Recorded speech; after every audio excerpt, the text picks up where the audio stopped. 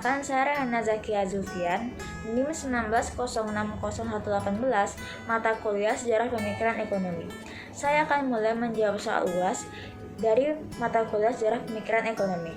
Yang pertama, jelaskan pembelaan mazhab neoklasik terhadap teori yang dikembangkan oleh Marx dan Engels. Teori-teori yang dikembangkan oleh Marx dan Engels mendapat banyak tanggapan dari pakar ekonomi, baik dari kaum sosialis maupun dari pendukung sistem liberal kapitalisme. Pemikiran-pemikiran ekonomi dari pakar-pakar pendukung sistem liberal ini kemudian dimasukkan ke dalam satu kelompok pemikir ekonomi tersendiri yang disebut dengan mazhab neoklasik.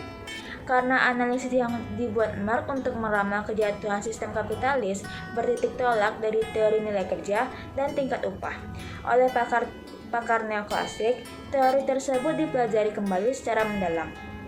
Dari sekian banyak pakar-pakar neoklasik, yang paling kurang terdapat 4 orang yang melakukan penelitian terhadap hal yang sama, yaitu Stanley Danfoss, Leon Warlas, Karl Menninger, dan Alfred Marshall.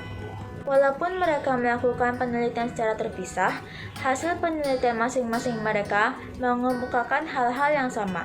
Di samping kesimpulan yang dihasilkan pun sama. Oleh teori nilai lebih, surplus value, Marx tidak mampu menjelaskan secara tepat tentang nilai komoditas. Mereka seperti menyepakati bahwa teori Marx tersebut tidak memberikan sumbangan apapun terhadap perkembangan teori ekonomi. Oleh karena itu, dapat diabaikan. Kesimpulan dari keempat tokoh neoklasik yang disebutkan di atas telah meruntuhkan seluruh bangunan teori sosialis yang dikembangkan oleh Marx dan Engels, sekaligus menyelamatkan sistem liberal kapitalis dari kemungkinan krisis yang sebagaimana diramalkan oleh Marx. Nomor 2, jelaskan serangan kritikan aliran sejarah terhadap metode klasik. Pemikir-pemikir klasik secara eksplisit mengakui bahwa manusia pada hakikatnya bersifat serakah, atau yang disebut dengan paham hedonisme. Paham ini kemudian dikembangkan menjadi paham utilitarisme. Pendekatan psikologi hedonistik utilitarisme kaum klasik ini oleh pemikir aliran sejarah dinilai terlalu sempit. Menurut doktrin aliran sejarah, motif orang dalam bertindak tidak hanya berdasarkan pada motif laba dan kepentingan pribadi, tapi juga dipengaruhi oleh motif-motif lain yang beraneka ragam. Pengalaman sejarah menurut mereka memberikan cukup banyak bukti bahwa motif orang dalam bertindak tidak hanya didasarkan pada kepentingan pribadi, tetapi juga didorong oleh etika dan impuls-impuls lainnya. Dalam pandangan kaum klasik, perekonomian sebaiknya diserahkan kepada kekuatan yang besar. Setiap orang dibebaskan berbuat demi kepentingan masing-masing. Pada akhirnya, melalui invisible hand, akan tercipta suatu harmoni secara keseluruhan. Pemikiran seperti ini juga dikecam oleh pakar-pakar sejarah, sebab dinilai terlalu mekanistik.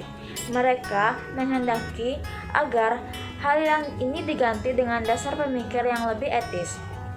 Pada intinya, pemikir aliran sejarah menolak argumentasi pemikir-pemikir klasik bahwa ada undang-undang alam tentang kehidupan ekonomi. Masyarakat harus dianggap sebagai suatu kesatuan organisme, tempat interaksi sosial berkait dengan hubungan antar individu. Pemikir-pemikir aliran sejarah menghendaki agar kegiatan masyarakat didasarkan pada suatu sistem yang menyeluruh dan mencakup semua organisme dalam kehidupan bermasyarakat. Sebagai suatu keseluruhan, penganut aliran sejarah tidak percaya pada mekanisme pasar bebas. Klasik pada umumnya sepakat untuk meminta campur tangan pemerintah dalam perekonomian. Intervensi pemerintah diharapkan mampu membawa kos ekonomi pada tujuan-tujuan sosial ekonomi yang diinginkan bersama. Tanpa campur tangan pemerintah dalam perekonomian tidak akan ada jaminan keadilan sosial. Bagi pemikir sejarah, fenomena-fenomena ekonomi merupakan produk perkembangan masyarakat secara keseluruhan sebagai hasil perjalanan sejarah.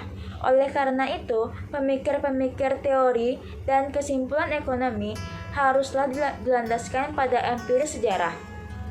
Pemikir-pemikir aliran sejarah tidak setuju dengan anggapan kaum klasik dan neoklasik bahwa prinsip-prinsip ekonomi berlaku secara universal.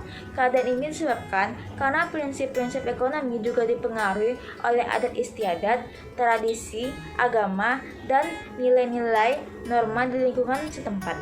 Yang ketiga, jelaskan mengapa aliran sejarah tidak setuju terhadap pendekatan deduktif yang digunakan oleh kaum klasik. Pemikiran-pemikiran aliran sejarah dengan gencar menyerang metode pendekatan deduktif yang digunakan kaum klasik. Sebagaimana diketahui, dengan pendekatan deduktif, analisis ekonomi bertitik tolak dari pengamatan secara umum, yaitu postulat, dalil, atau premis yang dianggap sudah diakui secara umum. Kemudian, dari hasil pengamatan secara umum ini diambil kesimpulan secara lebih khusus. Bagi pakar-pakar aliran sejarah, metode deduksi ini dinilai terlalu abstrak dan terlalu teoritis, yang dari beberapa postulat kemudian mengklaim bahwa pemikiran-pemikiran mereka berlaku secara umum. Menurut kaum sejarah, metode deduksi ini sering tidak sesuai dengan realitas. Oleh karena itu, metode tersebut dapat membawa kita pada kesimpulan yang keliru. Untuk mengatasi kelemahan metode klasik tersebut, pemikir-pemikir aliran sejarah menawarkan metode induktif historis. Dengan metode induktif historis, mereka mengumpulkan kenyataan-kenyataan ekonomi dari sejarah. Dari data yang dikumpulkan ini, kemudian diambil kesimpulan umum. Pola pendekatan induksi empiris berpangkal dari tolak pengamatan dan pengkajian yang bersifat khusus dan dari sisi yang diambil suatu kesimpulan umum. Dengan metode induksi empiris, hukum-hukum, dalil-dalil, dan teori-teori ekonomi hanya berlaku di suatu tempat pada waktu-waktu tertentu. Hal itu disebabkan hukum, dalil, maupun teori ekonomi sangat bergantung pada kondisi dan lingkungan setempat. Dengan demikian, bagi pemikir sejarah, hukum ekonomi tidak berlaku universal, tetapi bisa berubah-ubah sewaktu-waktu, sesuai dengan keadaan dan masalah yang dihadapi. Yang keempat, jelaskan mengapa Keynes menghendaki peran pemerintah dalam perekonomian. Dari hasil pengamatan tentang kejadian depresi ekonomi pada awal 30-an, Keynes merekomendasikan agar perekonomian tidak sepenuhnya diserahkan kepada mekanisme pasar. Hingga batas tertentu, peran pemerintah justru diperlukan. Misalnya, kalau terjadi pengangguran, pemerintah dapat memperbesar pengeluaran untuk proyek-proyek padat karya. Dengan demikian, sebagian tenaga kerja yang menganggur akan dapat bekerja, yang akhirnya akan meningkatkan pendapatan masyarakat. Kalau harga naik cepat, pemerintah dapat menarik jumlah uang yang beredar, dengan mengenakan pajak yang lebih tinggi. Inflasi yang tak terkendali pun tidak sampai terjadi.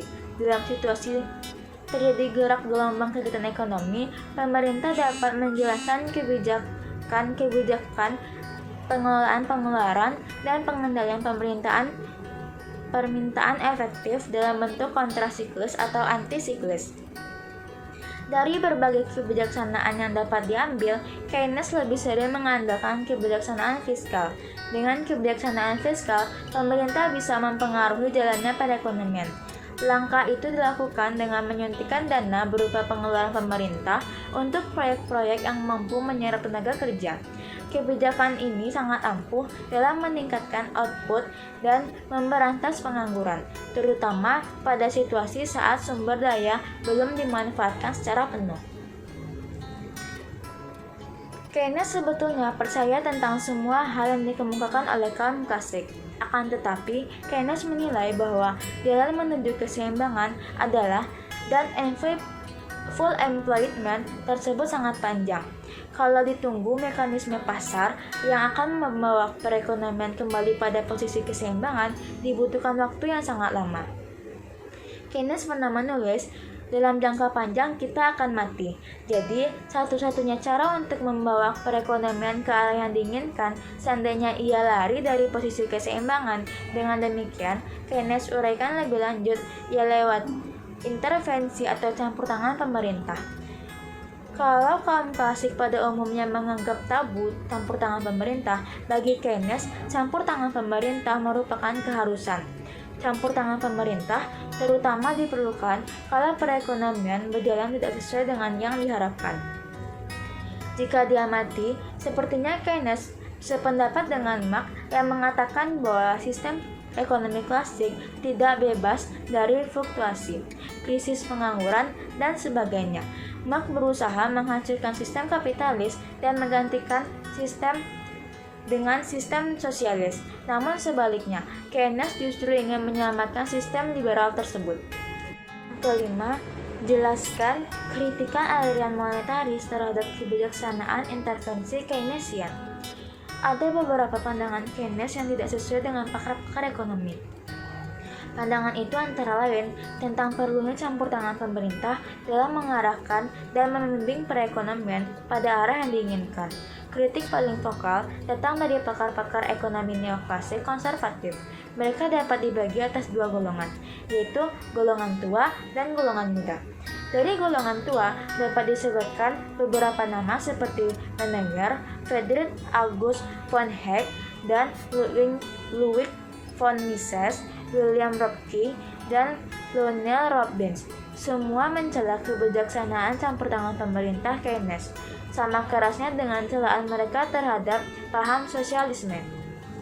Celaan paling keras datang dari kelompok yang menamakan dirinya libertarian. Mereka ini menempatkan kebebasan individu di atas segala-galanya. Mereka pun melihat bahwa intervensi pemerintah dalam membentuk apapun sebagai ancaman bagi kebebasan individu. Alasan penolakan tersebut diwakili oleh pendapat Friedrich von Hayek yang tertuang dalam bukunya The Road Serfdom. Dalam buku tersebut, Hayek mengatakan, sekali pemerintah melakukan intervensi pasar, ini akan mengarahkan pada sosialisme yang akhirnya akan menyebabkan berkurangnya kebebasan. Jika kecenderungan ke arah peningkatan pengawasan pemerintah tidak dikekang, mereka khawatir sebagai individu-individu, orang akan berubah sekedar menjadi hamba bagi pemerintah. Lebih jauh, Hayek mengatakan orang bisa percaya bahwa ia bebas, tetapi dalam kenyataannya kebebasan telah hilang karena pikiran tiap orang sudah diracaki oleh pemerintah, dan apa-apa yang diinginkan mereka terpaksa disesuaikan dengan apa yang diinginkan oleh pemerintah. Dari golongan muda muncul Milton Friedman dari University of Chicago. Friedman adalah pendukung berat perekonomian bebas. Pendapatnya berbeda dengan tokoh-tokoh tua libertarians yang sama sekali tak menginginkan campur tangan pemerintah.